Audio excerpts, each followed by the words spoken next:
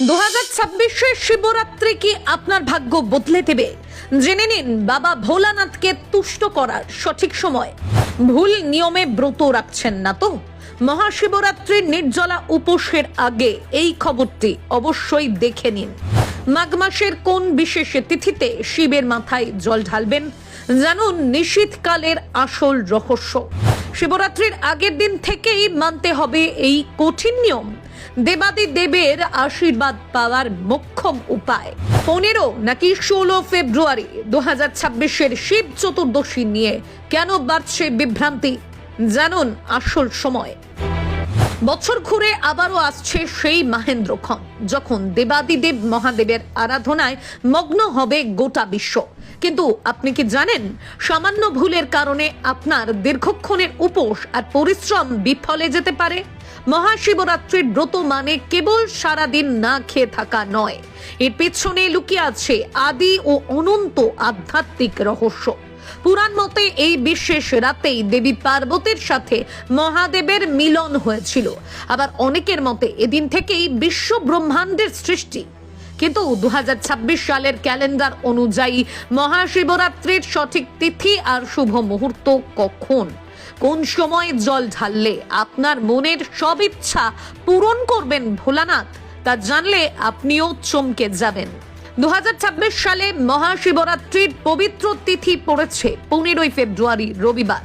তবে এই পুজো কেবল দিনের বেলা করলেই হয় না। শাস্ত্র মতে পুজোর সব থেকে শ্রেষ্ঠ সময় হলো নিশীথকাল। 15 ফেব্রুয়ারি বিকেল 4:48 থেকে শুরু হচ্ছে চতুর্দশী তিথি, যা স্থায়ী হবে পরের দিন অর্থাৎ সোমবার সন্ধ্যা 5:32 পর্যন্ত। অর্থাৎ ভক্তদের জন্য এই সোমবারটি অত্যন্ত গুরুত্বপূর্ণ হতে চলেছে। 4 প্রহরে যারা পুজো করেন তাদের জন্য নিশীথকালের গুরুত্ব অপরিসীম। বিশ্বাস করা হয় সূর্যোদয় থেকে চতুর্দশী তিথি থাকা পর্যন্ত ব্রত পালন করলে মহাদেব সব থেকে বেশি প্রসন্ন হন। তবে শিবরাত্রির ব্রত শুরু করার আগে সংযম পালন করা বাধ্যতামূলক। পুজোর আগের দিন থেকেই আমিষ আহার বা সিদ্ধ চাল বর্জন করতে হয়। যারা নিষ্ঠা ভরে ব্রত রাখেন তাদের আতপ চালের সিদ্ধ বা ময়দার তৈরি খাবার খেয়ে থাকতে হয়, তাও আবার সাধারণ লবণের বদলে সৌন্ধব লবণ দিয়ে রান্না করা।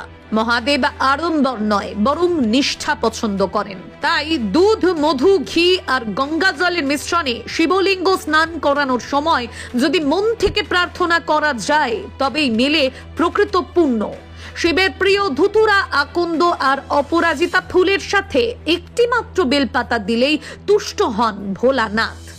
শিবরাত্রি মানে কেবল একটি তিথি নয়, এটি হলো নিজের ভেতরের নেতিবাচকতা কাটিয়ে নতুন শক্তির আবাহন।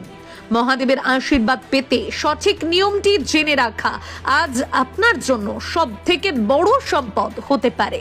মনে রাখবেন, ভক্তি যেখানে অটুট, মহাদেব সেখানেই বিরাজমান। জয় বাবা ভোলানাথ।